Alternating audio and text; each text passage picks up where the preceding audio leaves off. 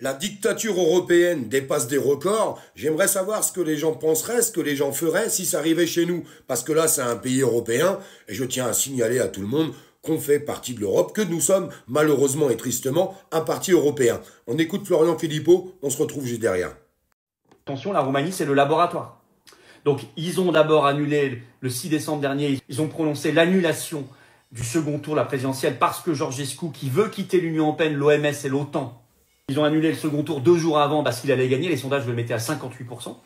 Et là, les sondages le mettent à 47, voire 50% au premier tour. Il gagne quasiment dès le premier tour. La nouvelle élection est fixée le 4 mai et le 18 mai, premier tour et second tour. S'il y a un second tour, parce que lui, il pourrait gagner dès le premier tour.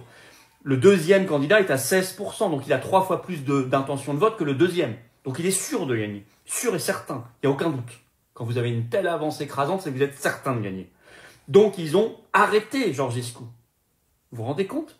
Ils l'ont pris, il sortait d'un rendez-vous médical parce qu'il avait une opération du genou. Il était dans la voiture, conduit pour aller déposer son dossier de candidature à la nouvelle élection présidentielle. Ils ont arrêté sa voiture, homme armé, policier. C'est vraiment le retour de la Securitate, hein. C'était la police politique sous Ceausescu en Roumanie, hein. Ben, c'est vraiment ça, hein. Ils l'ont arrêté, ils l'ont emmené au poste avec mandat d'arrêt, ils l'ont interrogé et il risque 20 ans de prison. Rendez-vous compte.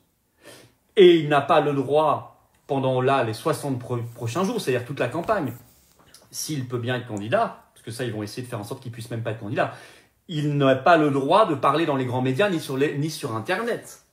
Pour un candidat. Mais vous imaginez, ça c'est l'Union européenne. Parce que c'est un pays membre de l'OTAN, l'Union européenne, et l'Union européenne est évidemment derrière tout cela, et Georgescu l'a dit lui-même. C'est une coproduction avec les autorités roumaines aux ordres, mais il y a la Commission européenne, bien sûr.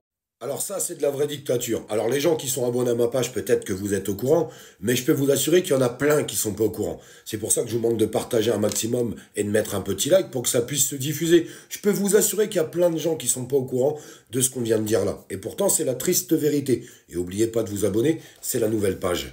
C'est comme si que demain, on avait un candidat chez nous, il est en phase d'être élu, et bam, ils annulent les élections. Et une fois qu'ils ont annulé les élections, ils trouvent forcément des choses à reprocher à ce candidat. Vous savez tous comment ça marche. Alors il y a peut-être des gens qui pensent encore que les gens qui sont au-dessus de nous, qui nous gouvernent, sont des gens honnêtes et loyaux. Non, ça marche pas comme ça. Eh bien là, on lui trouve des accusations pour pouvoir le condamner à 20 ans et on l'interdit pendant cette campagne présidentielle de pouvoir s'exprimer à la télévision et sur les réseaux sociaux. Malheureusement, manque de peau, ça fonctionne pas très bien. Ça fait même le contraire. Parce qu'il faut voir un petit peu les rassemblements qu'il y a là-bas. C'est des marées humaines. Des marées humaines.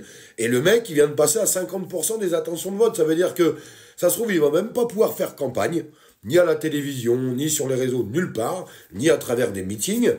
Et puis, il va se retrouver à passer dès le premier tour.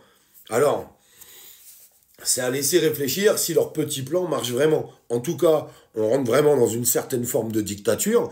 Et si ça arrive là-bas, ça peut arriver chez nous, puisque c'est un pays européen, et nous sommes un pays européen. Pourquoi ça n'arriverait pas chez nous? Parce que j'entends déjà la bien-pensance qui nous dira « Mais c'est impossible, ça n'arrivera jamais chez nous, mais voyons, ça se passe pas comme ça ». On a déjà vu certaines condamnations, certaines choses qui se sont passées dans l'histoire politique, où ils ont fait tout ce qu'il fallait pour pouvoir supprimer des candidats. Vous vous rappellerez, un certain Totel... Je ne donnerai pas de nom, vous allez tous comprendre ce que je veux dire. La dictature, malheureusement, moi je le pense, est bien en marche.